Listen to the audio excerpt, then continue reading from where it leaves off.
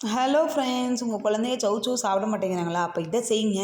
நிலக்கடலையும் பட்டை மிளகாவும் ஒரு வாட்டி வறுத்து வச்சுக்கிறங்க நல்லா. அதுக்கப்புறம் கடாயை சூடு பண்ணிவிட்டு அது கூடவே கொஞ்சமாக ஜீரகம், கடுகுளுந்து, கொஞ்சம் கடலைப்பருப்பு போட்டு நல்லா வதக்கிக்கிறங்க. ஏன்னா குழந்தைங்கள் நிறையா பேருக்கு இந்த சௌ பிடிக்காதுங்க.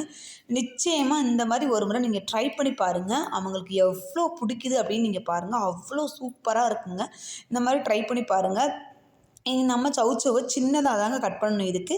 ஏன்னா சீக்கிரம் வேகாது. ஏன்னா இது ஒரு சொட்டு தண்ணி கூட நம்ம மிக்ஸ் பண்ண போகிறது கிடையாது.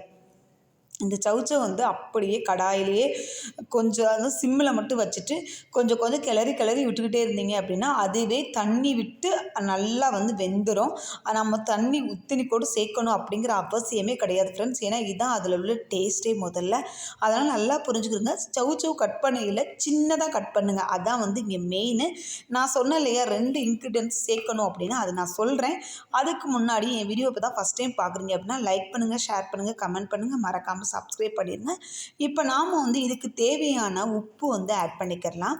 ஏன்னா உங்களுக்கு முதல்ல உப்பு ஆட் பண்ணாதீங்க. இது லைட்டாக வதங்கினதுக்கப்புறம் உப்பு ஆட் பண்ணிங்க அப்படின்னா ரொம்பவே சூப்பராக இருக்கும். இப்போ உப்பு ஆட் பண்ணியாச்சு.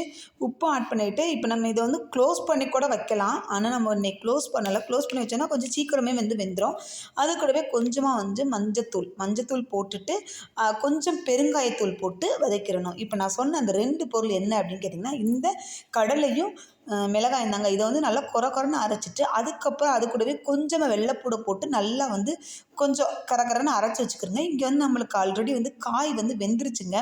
ஏன்னா இப்போ பாருங்கள் இதில் இப்படி அந்த இதில் குத்தி பார்த்தீங்க அப்படின்னா நல்லா வெந்திருக்குது தெரியுங்க. அப்போ அந்த ஸ்டேஜில் நீங்கள் இதை ஆட் பண்ணிவிட்டு அப்படியே கிளறி அந்த காரக்குழம்பு இதுக்கெல்லாம் கொடுத்தீங்க, சாம்பார் இந்த மாதிரி வச்சிங்க அப்படின்னா இந்த மாதிரி நீங்கள் ட்ரை பண்ணுங்கள்.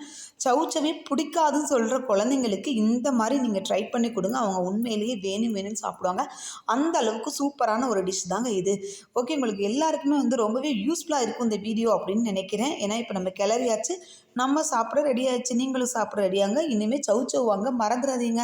இதே மெத்தடை நீங்கள் ஃபாலோ பண்ணி செய்யுங்க. நிச்சயமாக ரொம்பவே டேஸ்ட்டாகவும் ரொம்பவே சூப்பராகவும் இருக்குங்க. இது மாதிரி இன்னொரு வீடியோவில் நம்ம பார்க்கலாம். ஓகே, பாய்.